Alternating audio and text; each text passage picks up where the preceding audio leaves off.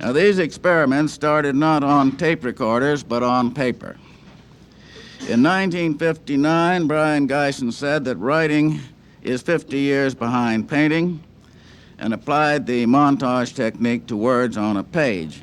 And this technique had already been used in painting at that time for 50 years. It was, in fact, kind of old hat in painting. Brion copied out phrases from newspapers and magazines, then took a scissors and cut these selections into pieces and rearranged the fragments at random. And these cut-up experiments appeared in Minutes to Go in 1959. When you experiment with cut-ups over a period of time, you find that some of the cut-ups and rearranged text seem to refer to future events.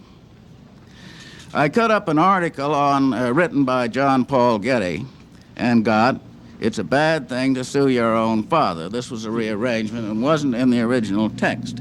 And a year later, one of his sons did sue him.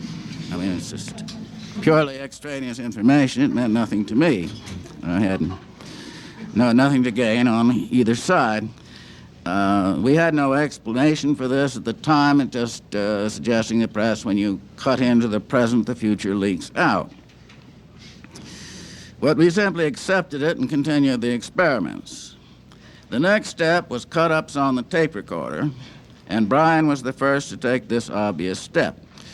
Now, the first tape recorder cut-ups were a simple extension of cut-ups on paper.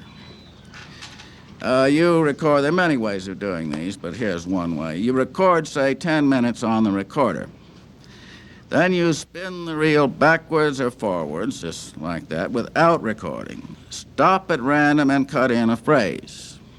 Now, of course, when you've cut in that phrase, you've wiped out what's ever there, and you have a new juxtaposition.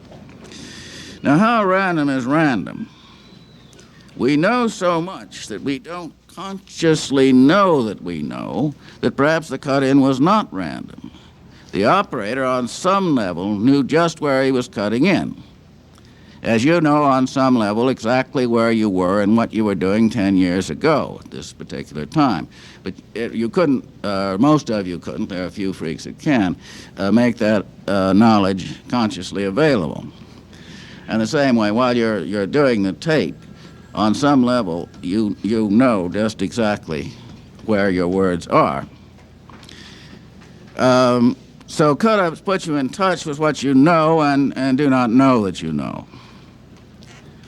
Now, of course, this procedure on the tape recorder produces new words by altered juxtaposition, just as new words are produced by cut-ups on paper.